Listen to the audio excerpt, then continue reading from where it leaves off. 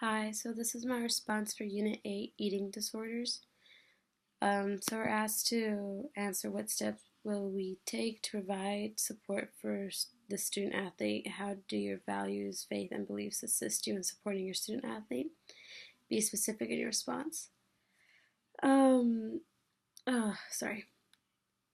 I'm actually really glad we're kind of going through this because I was actually like researching right now, like how would you go about with bringing back a student or bringing back an athlete who um, had an eating disorder and who's like, you know, receiving treatment for it and whatnot. Because there's always like like every step is like, know the signs, know the signs, know the signs, which is great. And I think I have that down pretty well. And, I can recognize the signs real quick, really fast. And I'm able to have that basic understanding of it and able to talk to like my student athletes about it. But what also kind of like can not confuses me, but kind of like gets me a little worried is like, what do I do after the fact? Um, and I think obviously the obvious answer is to welcome them back with open arms and whatnot. But I think, if they're gonna go back to the sport, I think it's more of like they're going there as their like safe haven, and mainly just because of what I've noticed as a coach and like with some of my athletes who did suffer from eating disorders, they didn't do it because of basketball.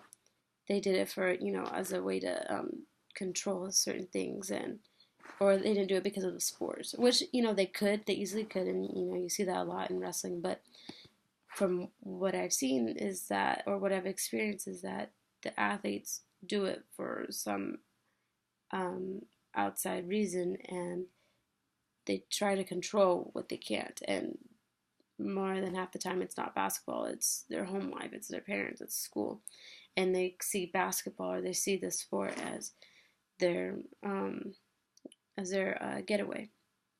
And I think just what we need to do as coaches is just honestly just be there for them. And I know they're talking to psychologists. I know they have plenty of other people to be talking to. But sometimes, you just need to take them aside and, not necessarily talk about it, but just be like, hey, I'm proud of you. Like, you know, that for them to for anybody really to realize that they have a problem and to go get it, to go to treatment and to have it get fixed, it takes a really brave person to do that in general. And honestly, it only takes about like 3 seconds out of your day to just go up to them and be like, hey, I'm really proud of you. And, you know, doesn't take a weak person to do what you did.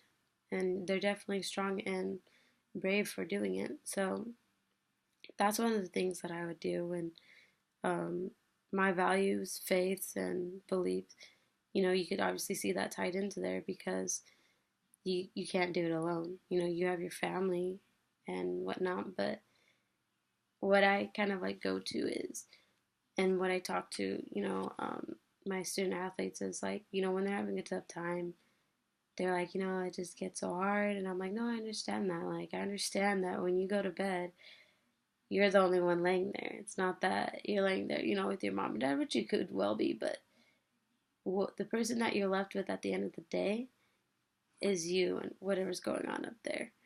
And you might be lonely, and sometimes your mind plays tricks on you and it feeds you these raw thoughts, these foul thoughts, these horrible thoughts that are, they're not your own. But when you start having those thoughts, you just need to honestly like put your hands together and start praying. And that's what I do when I get overwhelmed with stuff. And when I'm, like I said, like that specific situation that happens to me, happens to everybody probably. Like for me, like maybe like once or a couple times out of the week.